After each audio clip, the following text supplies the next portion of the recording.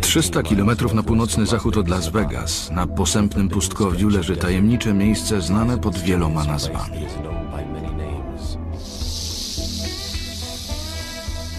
Kraina snów,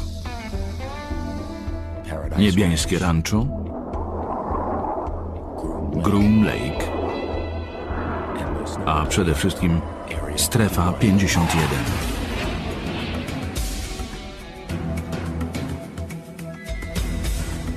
Rząd nie chce przyznać, że ma tam bazę. Ale ja w niej byłem. Widziałem pas startowy i budynki. To bardzo tajna baza. Ameryka wie o Strefie 51. To powszechnie znany termin. Rząd realizował tutaj wiele z najważniejszych i najtajniejszych projektów.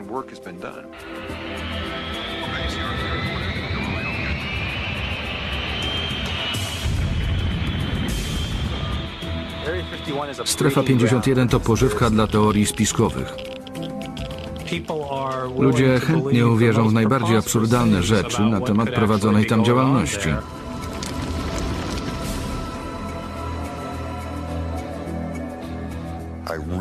Nie wierzę, by rząd zdołał przez tyle czasu ukrywać UFO, które podobno rozbiło się tam rok po moim urodzeniu. Strefa 51 skrywa wiele tajemnic. Ujawnienie tych najbardziej strzeżonych doprowadziłoby do aresztowania wielu urzędników.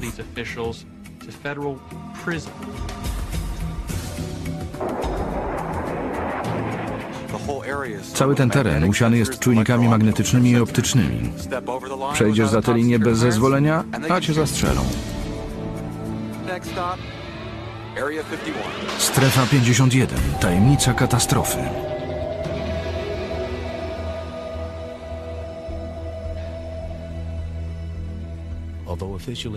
Oficjalnie rząd zaprzecza istnieniu Strefy 51, mimo to stała się ona częścią kultury masowej, inspiracją dla filmów, książek i seriali. Jednak, aby w pełni zrozumieć jej mistyczną otoczkę, musimy zapomnieć o niezwykłych doniesieniach i teoriach spiskowych. Oto miasto przetrwania na poligonie atomowym w Nevadzie. I przenieść się do czasu, gdy cały naród ogarnął strach przed zimną wojną.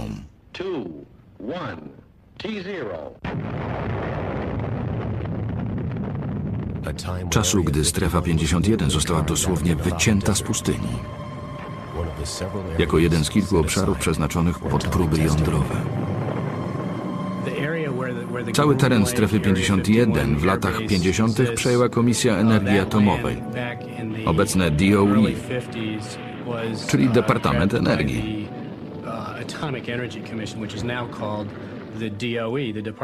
I to oni odpowiadają za nasz arsenał atomowy.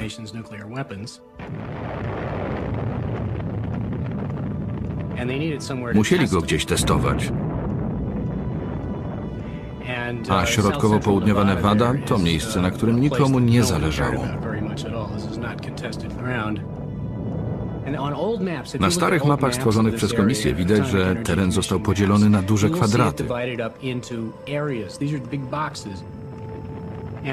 W pewnym momencie obszar, na którym znajduje się Groom Lake, jedno z licznie występujących tam wyschniętych jezior, otrzymał numer 51.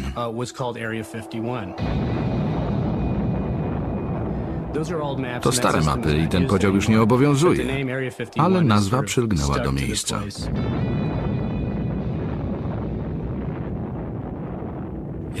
Wiosną roku 1955 obszar ten odegrał ważną rolę w zmaganiach ze Związkiem Radzieckim.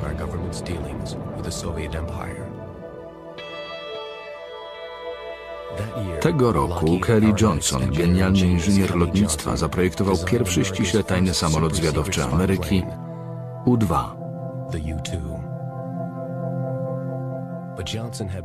Pojawił się jednak problem. Johnson potrzebował miejsca, w którym można by go przetestować. O pomoc poprosił zaufanego przyjaciela, pilota Tony'ego Laviera, zwanego przez wielu ojcem Strefy 51. Powiedziałem Kelly'emu: dobrze wiem, czego ci trzeba, załatwię to. I tak zrobiłem. Szukałem wyschniętego jeziora, ponieważ one doskonale nadają się na lotniska testowe dla maszyn eksperymentalnych.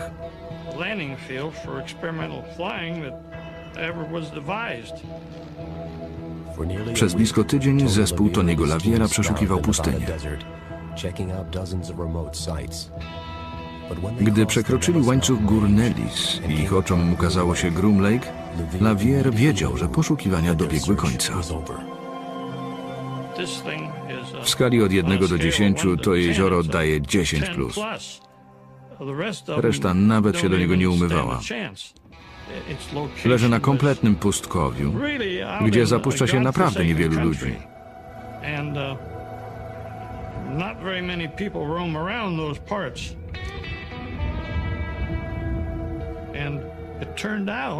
Do tego okazało się, że jakieś 60 kilometrów dalej CIA ma ośrodek z całym sprzętem niezbędnym do takich operacji. Powiedzieli, zbudujemy wam bazę. I tak Strefa 51 została najtajniejszym ośrodkiem wojskowym w kraju. Już po kilku tygodniach Tony Lavier siedział za sterami maszyny Kelly'ego Johnsona, samolotu zwiadowczego U-2.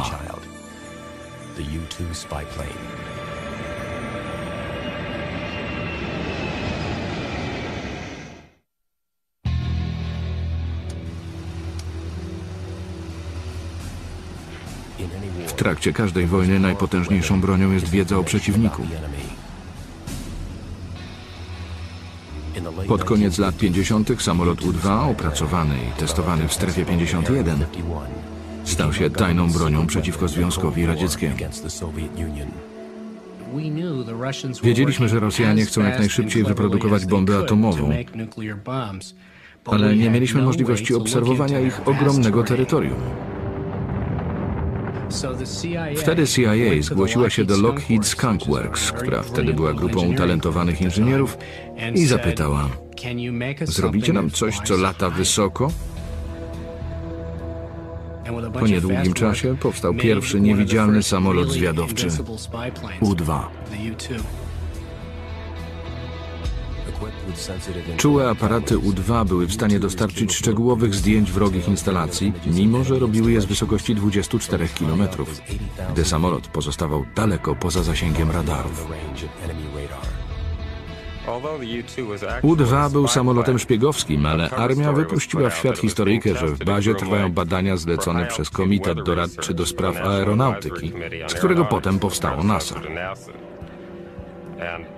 Na maszynie umieszczono nawet znak komitetu w razie gdyby doszło do wypadku.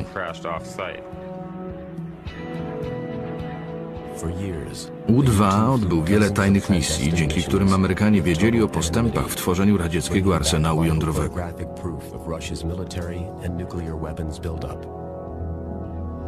Jednak w maju roku 1960 tajemnica wyszła na jaw. Sekretne loty U-2 dobiegły końca, gdy jedna z maszyn została zestrzelona nad terytorium Związku Radzieckiego. Jej pilot, Francis Powers, wziął udział w procesie pokazowym. Powersa zestrzelono i pojmano w bardzo delikatnym okresie, przed spotkaniem Eisenhowera i Chruszczowa.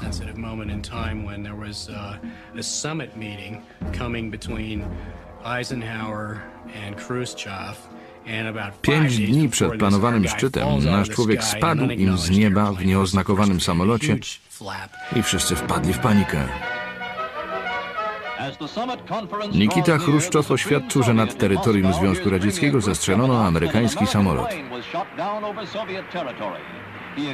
Polityk oskarżył USA o próbę zniszczenia konferencji jeszcze przed jej rozpoczęciem.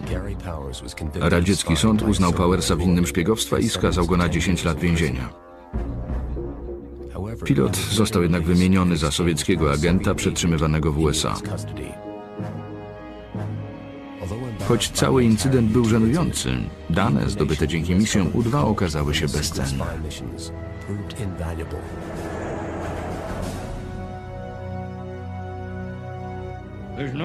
Nie mam wątpliwości, że informacje uzyskane na temat Związku Radzieckiego pozwoliły nam uniknąć III wojny światowej.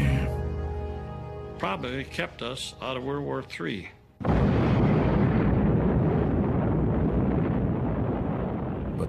Jednak U-2 było tylko pierwszą z wielu tajnych maszyn opracowanych i testowanych w Strefie 51.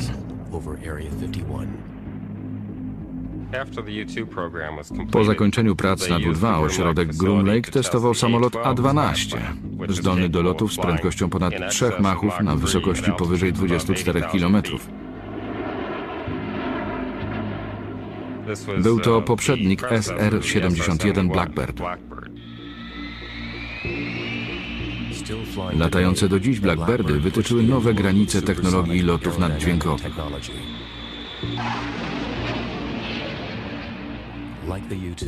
Podobnie jak U-2 uczestniczyły w misjach zwiadowczych na ogromnych pułapach. Jednak w miarę rozwoju technologii nawet najbardziej wyrafinowane samoloty stawały się łatwym celem. Dlatego tajne projekty w Strefie 51 obrały nowy, zaskakujący kierunek.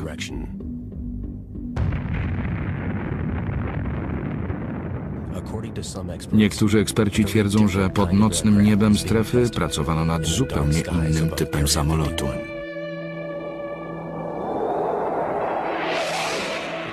Okazało się, że nasi agenci zdołali pozyskać sporo radzieckiego sprzętu.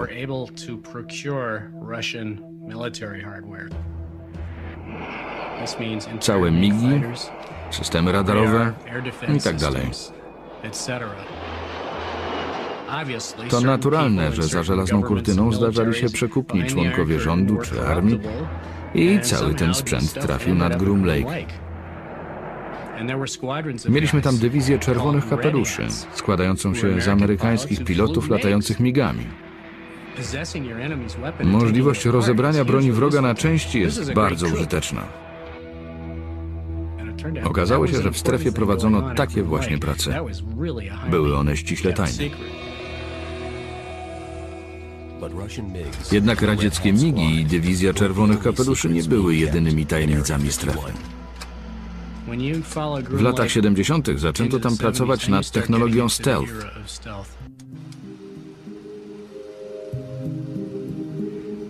Wtedy opracowano samolot Have Blue.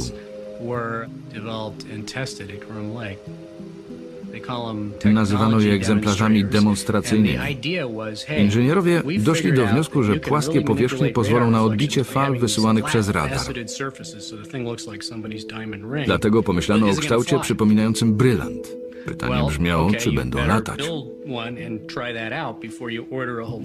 Przed zamówieniem całej partii trzeba było zbudować jeden i to sprawdzić. Have Blue był małym, ręcznie wykonanym samolotem, który dowodził, że taką maszyną da się latać i manewrować, a do tego ciężko ją dostrzec na radarze. W tym samym okresie pracowano też nad samolotem, który właśnie odtajniono. Nazywał się Tacit Blue i był strasznie brzydki. Wyglądał jak połączenie bagietki z łopatą do śniegu. Inżynierowie starali się zastąpić płaskie powierzchnie samolotów stealth opływowymi, przypominającymi karoserię samochodów.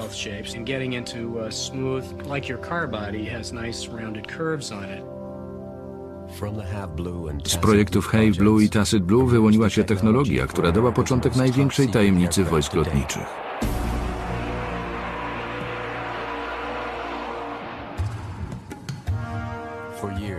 Przez wiele lat ludzie donosili o dziwnych czarnych klinach mknących po niebie nad Groom Lake. Opowiadano o tajnej maszynie wyprzedzającej swój czas o całe dekady. Gdy w roku 1988 armia odtajniła bombowiec B-2 i myśliwiec F-117, plotki na temat Strefy 51 okazały się czymś więcej niż fikcją.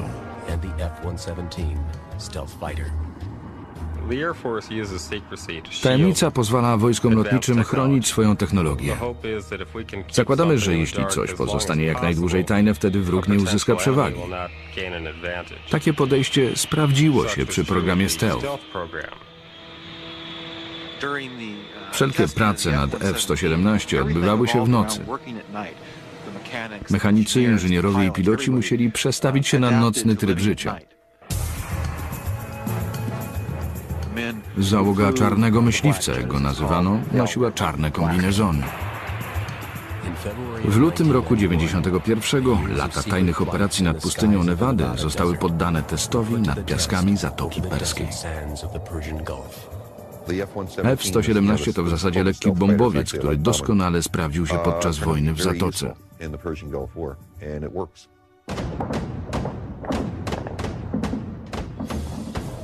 Na oczach całego świata B-2 i F-117 zasypywały niszczycielskim ogniem zdumione oddziały Irakijczyków, którzy nie mieli pojęcia, że broń o takiej sile rażenia w ogóle istnieje.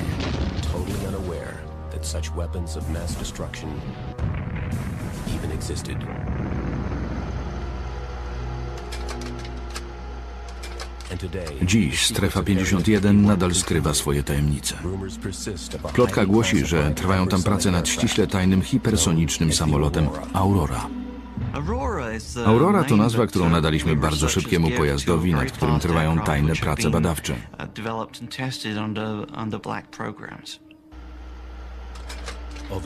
Choć nie istnieją żadne zdjęcia Aurory, stworzono jej liczne wizualizacje.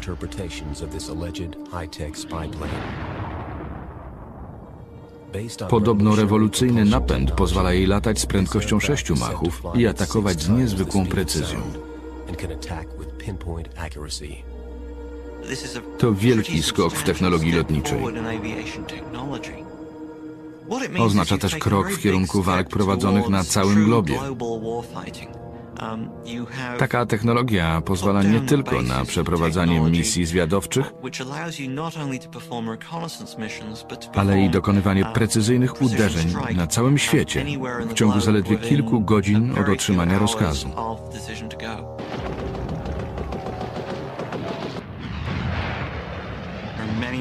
Wiele wskazuje na istnienie tajnego funduszu, z którego sfinansowano pracę nad skonstruowaniem takiego samolotu i wprowadzeniem go do użytku.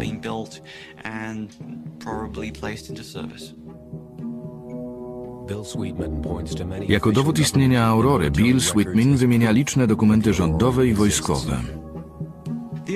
Nazwa Aurora została zaczerpnięta z dokumentu, w którym wymieniono 3 kryptonimy programów budowy samolotów zwiadowczych. Pozostałe to SR-71 i U-2. Wkrótce potem pojawiły się dowody fizyczne, jak niespotykane dotąd gromy dźwiękowe nad południową Kalifornią. Były do siebie bardzo podobne, a jednocześnie nie przypominały tych wytwarzanych przez znane od lat 50. samoloty naddźwiękowe.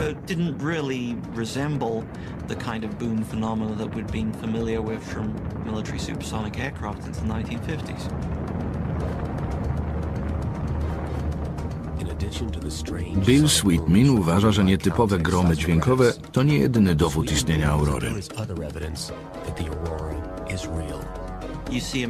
W latach 1985-86 nastąpił gwałtowny rozwój bazy nad Groom Lake. Pojawiło się więcej budynków, a pasy startowe się wydłużyły. Ich długość jest proporcjonalna do prędkości samolotu. Wysoka prędkość przy starcie i lądowaniu prawie zawsze wskazuje na bardzo szybki samolot. W tym samym okresie nastąpił nagły wzrost doniesień o dziwnych obiektach przecinających niebo nad Groom Lake. Mieszkańcy Nevady widzieli te maszyny. Robią straszny hałas, grom za gromem.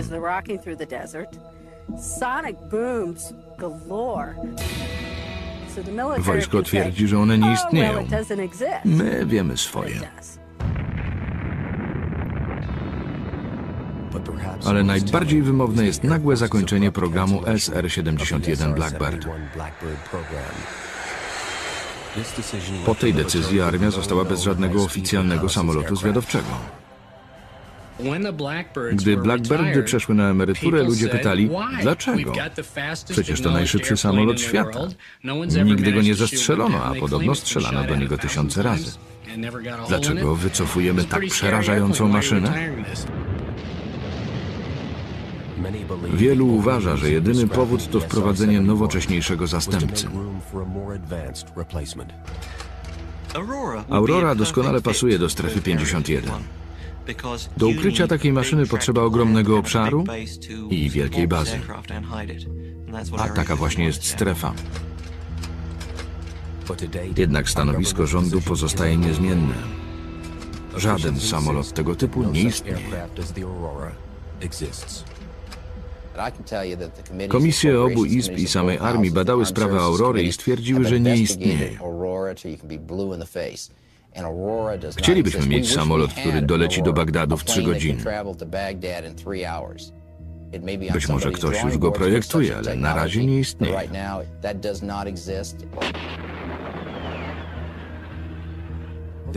Tajemnicza atmosfera wokół Strefy 51 doprowadziła do sytuacji, w której ludzie są skłonni uwierzyć we wszystko. Wielu z nich przekształciło okolice bazy w światowe centrum teorii spiskowych.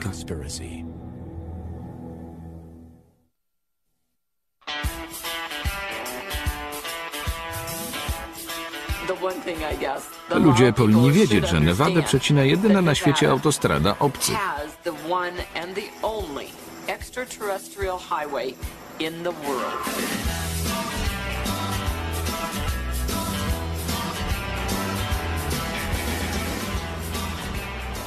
W roku 96 droga 375 oficjalnie zmieniła nazwę na autostrada istot pozaziemskich.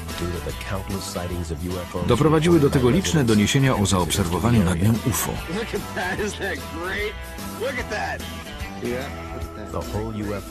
Za związek obcych ze strefą 51 odpowiada jeden człowiek.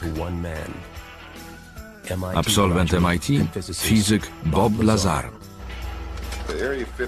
Opinia publiczna dowiedziała się o strefie w latach 88-89,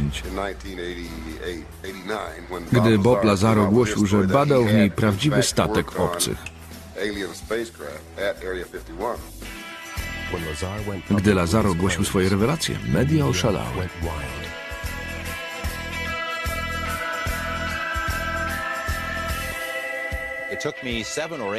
Blisko 9 miesięcy namawiałem go na wywiad.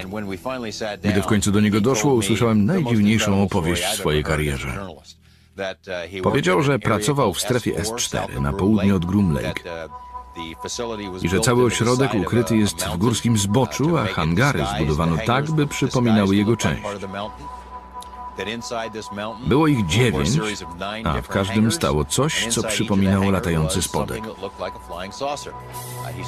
Widział, jak armia oblatywała jeden z nich. Pozwolono mu też przeczytać kilka dokumentów, które mówiły o pozaziemskim pochodzeniu tych obiektów. To była fantastyczna historia. Jednak niektórzy pozostali sceptyczni. Mógł zobaczyć coś, co opisał jako statek obcych, ponieważ nie pasowało do jego wyobrażenia o technologii posiadanej przez Departament Obrony lub Energii.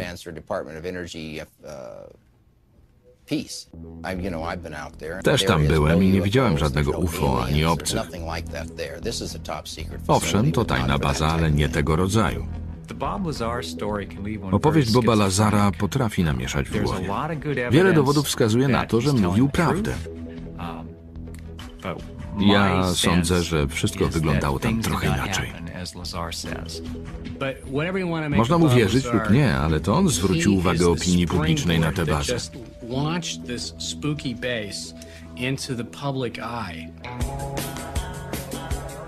W ciągu kilku miesięcy wokół strefy pojawiły się tysiące poszukiwaczy UFO.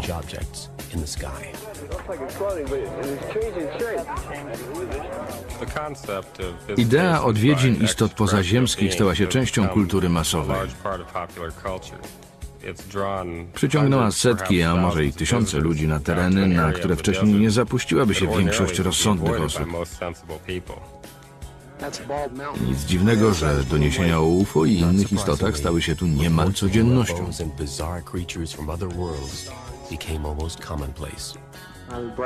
Gwiazda? No rany, patrz na to. Ma jakieś płaty na bokach. Wyraźnie je widać. Ludzie chyba chcą wierzyć w odwiedziny jakiejś zaawansowanej cywilizacji. Podobno są to jakieś paskudy. Przebywają setki milionów lat świetlnych. Skaczą w czasie. Widzę. Ekstra. Nagły napływ turystów przyczynił się do rozwoju pobliskiego miasteczka Rachel. Niegdyś była to tylko kropka na mapie. Dziś stał się Mekką wierzących i niewierzących w UFO. Ludzie przybywają tu w poszukiwaniu sensu życia. Chcą odpowiedzi, których nie znajdą nigdzie indziej.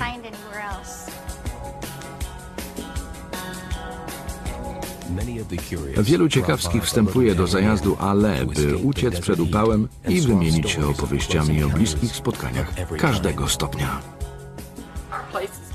Staliśmy się punktem wymiany informacji, w którym można porozmawiać o wszystkim i nikt nie zostanie wyśmiany ani przez wierzących, ani niewierzących.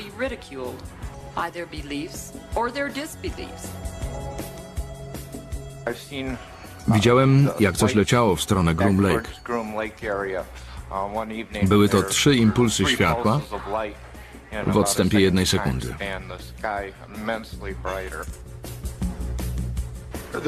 Widziałem statek, który przypominał latający spodek z plastiku. Spodka jeszcze nie widziałem, ale światła tak. A pewnej nocy wracałem z Alamo i zauważyłem na niebie pomarańczową smugę.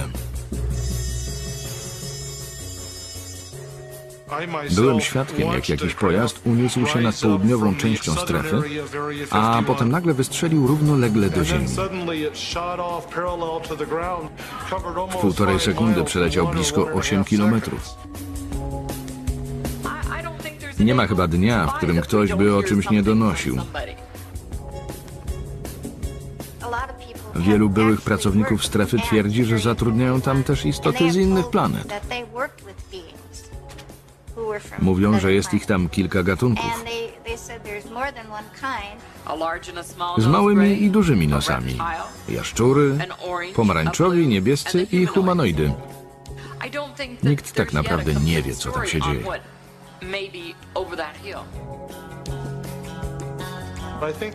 Uważam, że te istoty nie pochodzą z innych planet, tylko wymiarów. Jakby ktoś tam bawił się częstotliwościami albo zmieniał naszą rzeczywistość. Nic więcej. Wierzę, że wylądują właśnie tutaj. Ufam, że obcy, którzy się z nami kontaktują, czują, że to najlepsze miejsce.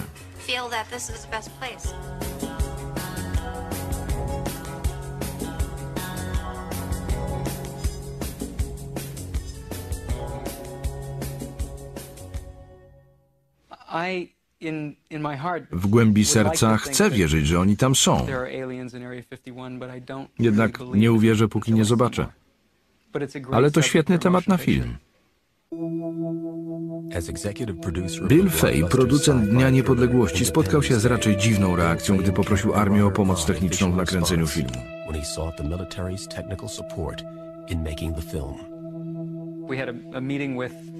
Spotkaliśmy się z przedstawicielami armii i Ministerstwa Obrony i usłyszeliśmy: scenariusz się nam podoba. Stawia armię w dobrym świetle. Mamy tylko jedno zastrzeżenie. Wykreślcie wszystkie wzmianki o strefie 51. Byliśmy zaskoczeni. Przecież cały film opierał się właśnie na micie o tej strefie. To właśnie on trafiał do ludzi. Nie mogliśmy zmienić integralnej części naszej historii i tak im powiedzieliśmy. Odpowiedzieli: to nie możemy wam pomóc. Dlaczego wojsko jest tak zaniepokojone obcymi i strefą 51? Jak na ironię, w sierpniu roku 97, po dekadach zaprzeczania wszystkiemu od U-2 po Aurorę, CIA wydała szokujące oświadczenie. W raporcie CIA informowała, że w latach 40., 50. i 60. agencja wykorzystywała doniesienia o UFO jako przykrywkę dla swoich operacji.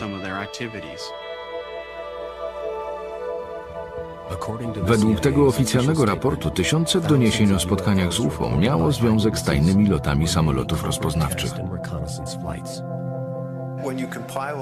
Jeśli weźmiemy wszystkie loty U-2, SR-71 oraz jego poprzednika,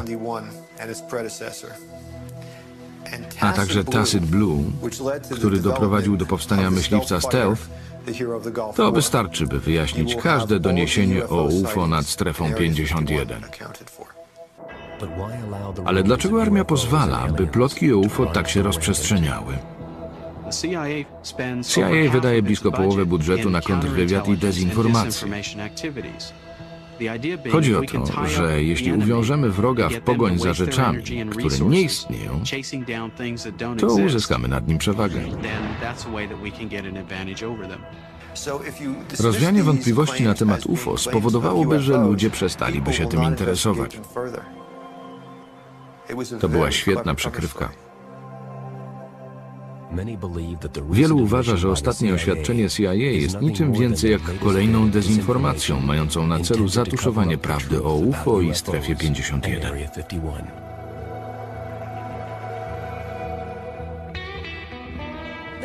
Obcy tam są, albo ich nie ma. Prawda jest taka, że stoi tam duża baza. Wystarczy wejść na górę, by ją zobaczyć. Próba objęcia ośrodka całkowitą tajemnicą sprawiła, że stał się on wyjątkowo sławny.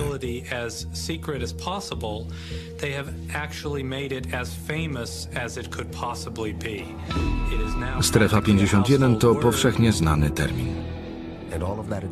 Całe to zainteresowanie sprawiło, że tajemniczy ośrodek znalazł się na ogólnodostępnych mapach. Jesteśmy w miejscu, w którym rząd chce coś ukryć. Podjęliśmy wiele prób, by tam zajrzeć i porozmawiać z pracownikami, ale ośrodek nadal pozostaje tajemnicą. Zlokalizowanie ściśle tajnej bazy wydaje się proste, ale wejście do niej to już zupełnie inna historia. Terenu nie otacza żadne ogrodzenie. Jego granica jest kiepsko oznakowana. Wyznaczają ją pomarańczowe słupki. Otaczają go góry. To bardzo surowy teren. W lato człowiek umrze tu, jeśli nie wypije kilku litrów wody na dobę. A jeśli matka natura nie wystarczy, resztę załatwi nieustępliwy i czuły system ochronny.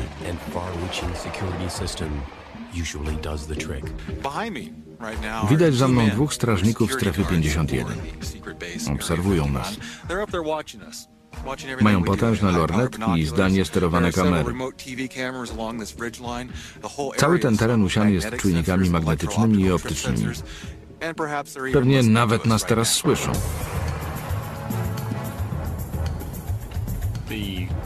Teren wokół bazy, nawet ten powszechnie dostępny, upstrzony jest czujnikami, które wykrywają pojazdy poruszające się po drodze.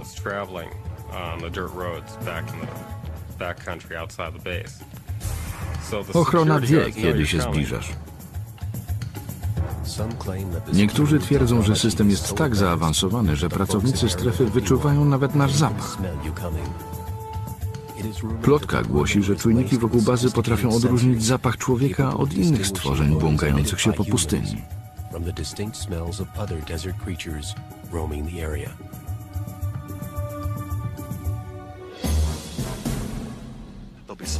Widać znaki: zakaz wstępu, teren zaminowany, teren skażony, promieniowanie, albo linie z napisem strażnicy mają prawo zabić.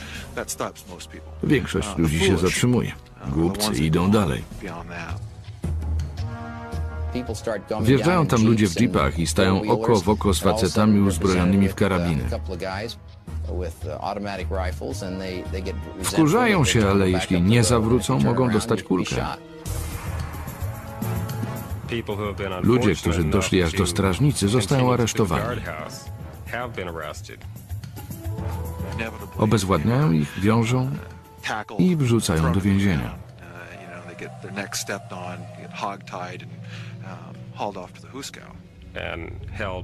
Są potem przetrzymywani, muszą zapłacić sporą karę i podpisać oświadczenie, że nikomu nie powiedzą, co tam widzieli. A przecież nic nie widzieli, bo nawet nie podeszli do bazy. Zwiększone zainteresowanie, jakim cieszy się ostatnio strefa, doprowadziło do zaostrzenia ochrony i poszerzenia pasa granicznego. Były kiedyś dwa wzgórza, z których rozciągał się widok na strefę. Jedno to Freedom Ridge, z którego teraz obserwuje nas patrol, a drugie to White Sides Mountain, odpowiednio 17 i 19 km od strefy. Ale wojska lotnicze zażądały, by rozszerzyć teren bazy o 4000 akrów i te dwa wzgórza zostały przez nią wchłonięte. Kolejne jest dopiero 40 km dalej.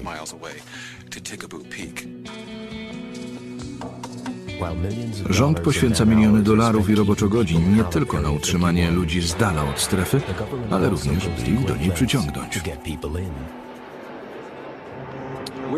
Znajdujemy się przy terminalu Janet.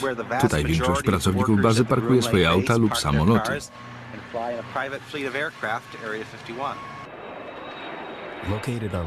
Terminal położony jest w północno-zachodnim zakątku lotniska w Las Vegas. Korzystają z niego pracownicy Strefy 51.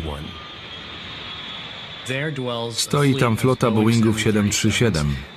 Są białe z czerwonym pasem. Wsiadają do nich kierowcy parkujący swoje auta na pobliskim parkingu strzeżonym.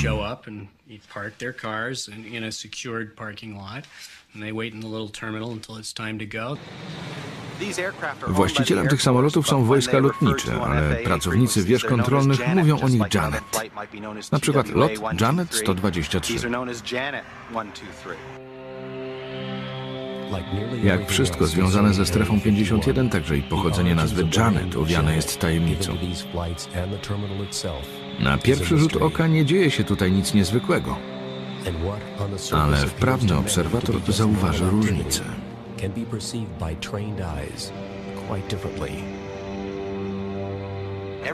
Każda osoba wchodząca na pokład zachowuje się podejrzanie swobodnie. Pasażerowie to mieszanka cywilów i wojskowych, ale nie można ich od siebie odróżnić. Nie noszą garniturów ani mundurków. Chodzą w bejsbolówkach i ze sportowymi torbami. Mają przykaz, żeby się nie wyróżniać i robią to tak skrupulatnie, że aż zwracają na siebie uwagę. Samoloty Janet startują jak wszystkie inne, tyle że lecą na północ. Odpowiedzialne są za wiele doniesień o UFO, ponieważ latają w nocy i we wczesnych godzinach rannych.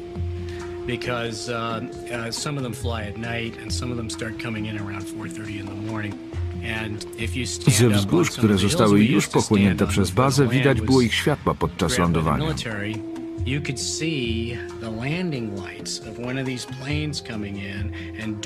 Z powodu ścieżki i kąta podejścia człowiek miał wrażenie, że to niezwykle jasne światło, oddalone o niecałe 10 km, praktycznie wisiało w powietrzu. Padały wtedy komentarze. To na pewno statek z planety Zadar Reticula. Nie, to 737. Pracownicy bazy, którzy nie lubią latać, przybywają tam zwykłymi autobusami kursującymi do strefy każdego dnia.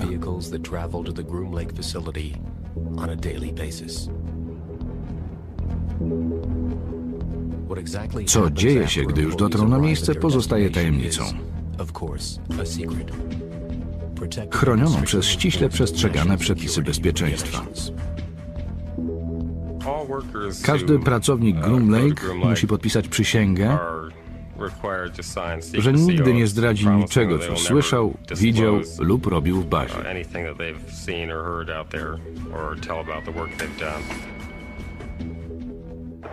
Problem w tym, że baza, która nie istnieje, nie musi przestrzegać prawa. Nie martwią się tam przepisami chroniącymi pracowników czy środowisko naturalne. Skoro pracownicy nie mogą nawet o niej mówić, a rząd zaprzecza jej istnieniu, to kto ponosi winę, gdy coś pójdzie nie tak?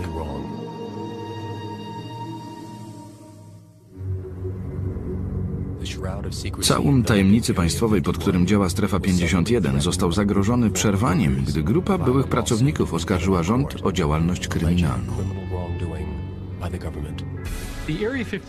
Zarzuty zawarte w pozwie przeciw Strefie 51 były bardzo poważne. Byli pracownicy oskarżyli rząd o świadome łamanie prawa pod przykrywką tajemnicy państwowej. Działania te miały doprowadzić do śmierci 2 osób i okaleczenia wielu innych.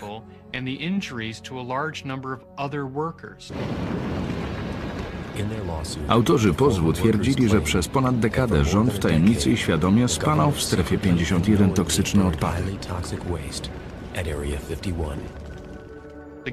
Rząd postanowił, że Strefa 51 nie istnieje. Dlatego nie chcieli wywozić stamtąd śmieci ani odpadków toksycznych. Coś, co raz tam trafiło, nigdy już nie wracało. Gdy rozpoczęli pracę nad nowymi samolotami, a potem je oblatywali, zaczęli gromadzić góry odpadów. Postanowili więc je spalać, co oczywiście jest przestępstwem. Wykorzystywali bazę jako spalarnię odpadów pod gołym niebem.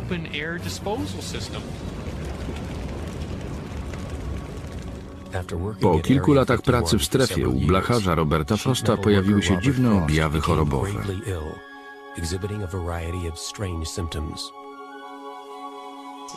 Jego skóra pokryła się wysypką i bąblami, których nie dało się zaleczyć. Rozmawiał z kilkoma lekarzami, ale żaden nie zdiagnozował przyczyny. Pomimo szybkiego rozwoju tajemniczej choroby, mężczyźnie nie zezwolono na ujawnienie szczegółów swojej pracy. Gdy pytali go, czy miał kontakt z jakimiś chemikaliami, odpowiadał: nie wiem. Nie mógł nic powiedzieć. Pracowników informowano, że Strefa 51 nie istnieje, a oni wraz z nią. Brak jakichkolwiek informacji praktycznie uniemożliwił lekarzom wyleczenie pacjenta. Było nam ciężko. Byliśmy sfrustrowani i przerażeni.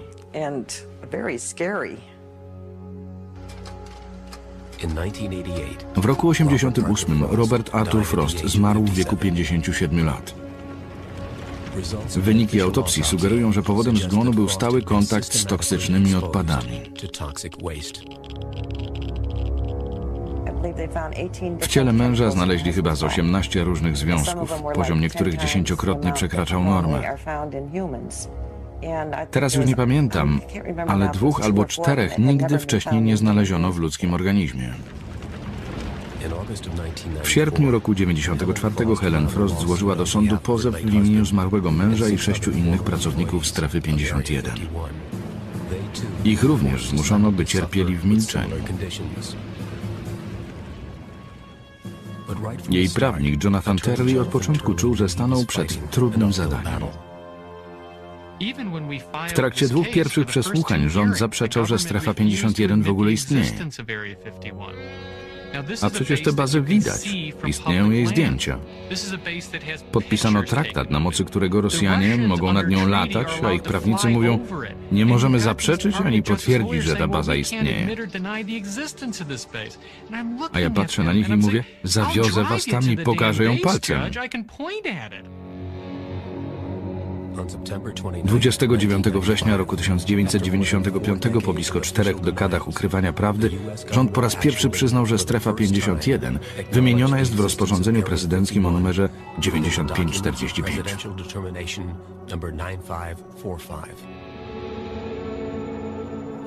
Jednak oświadczenie to zamiast pomóc sprawiło, że bazę objęto jeszcze większą tajemnicą.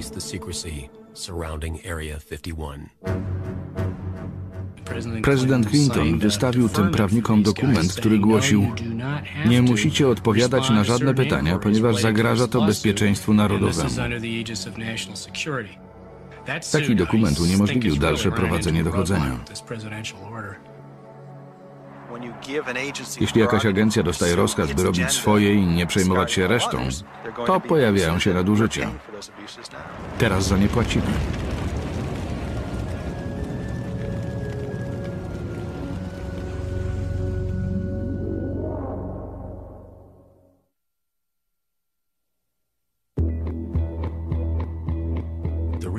Najnowsze kontrowersje wokół Strefy 51 mogą okazać się bez znaczenia.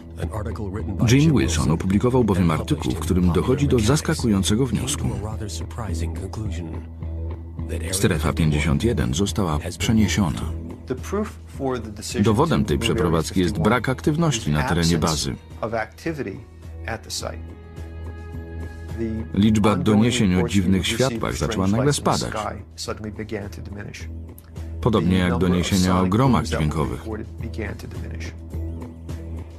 Cokolwiek tam robili, przestali.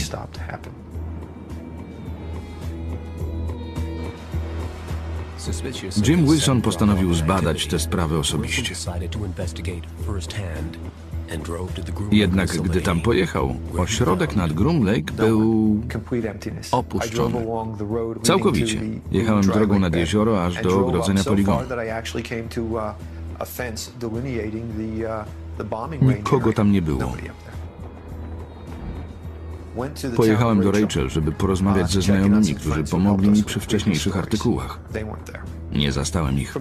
Od tego momentu zaczęliśmy zadawać sobie pytania w stylu: gdzie można przenieść bazę?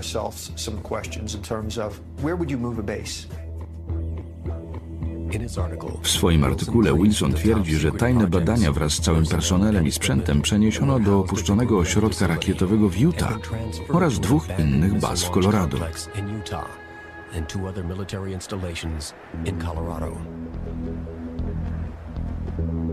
Według niego do przeprowadzki doprowadziły 2 czynniki. Po pierwsze, skażenie radioaktywne spowodowane testami jądrowymi w latach 40. i 50.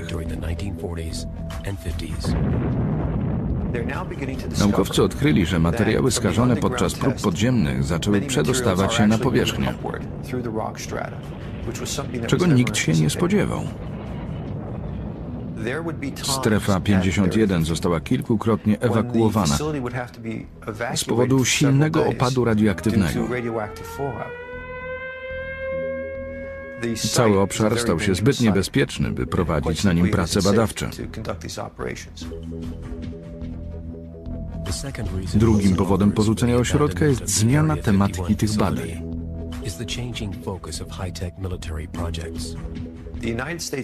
Zmienił się charakter misji lotnictwa wojskowego. Z sił powietrznych i kosmicznych stał się siłami kosmicznymi i powietrznymi. Następna generacja tajnych pojazdów to maszyny zdolne do lotu w kosmos. Do takich badań potrzeba innego typu ośrodka, którego stworzenie od podstaw byłoby zbyt drogie.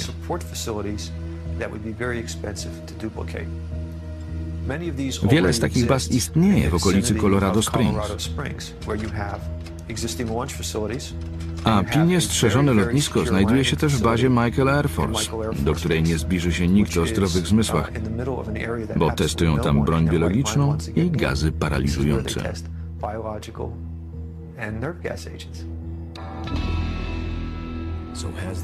Czy legendarna baza została zamknięta na dobre? Czy jej tajemnice umrą wraz z nią? A może jest to tylko kolejny element w rozsypanej układance amerykańskiego mitu o nazwie Strefa 51? Uważam, że nigdy nie dowiemy się, nad czym pracowano tam dawno, a już na pewno co dzieje się tam obecnie. Rząd ciągle coś kręci i tylko od czasu do czasu przyznaje, że w ogóle mają tam bazę.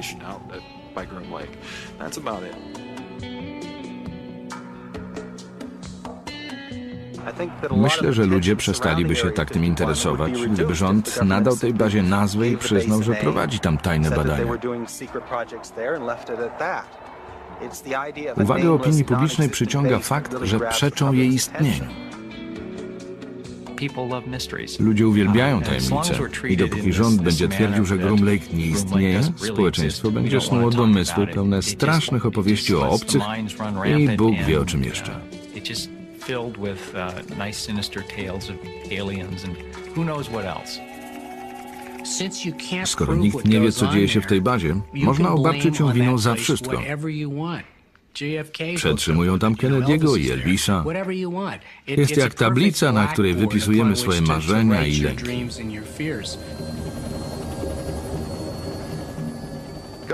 Rząd prowadzi ważne badania, do których opinia publiczna wcale nie musi mieć dostępu.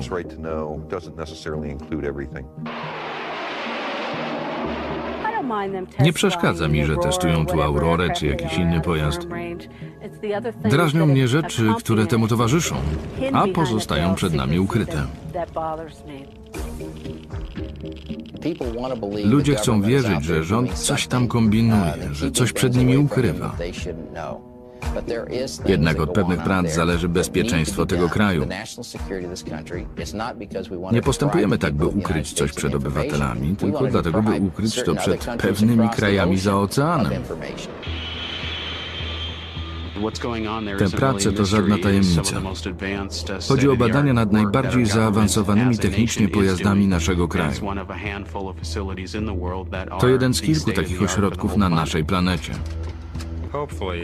Mam nadzieję, że w miarę odtajniania projektów Prawdziwa natura Strefy 51 wyjdzie na jaw. Wielu ludzi będzie wtedy zawiedzionych jej przyziemnością. Przyziemne czy nie, jedno jest pewne. Tajemnice Strefy 51 zawładnęły wyobraźnią całego narodu. To miejsce, w którym spełniają się marzenia inżynierów i naukowców. Ludzi, w których umysłach rodzą się wizje przełomowych technologii. Dla takich jak ja, to tylko ulotne miraże.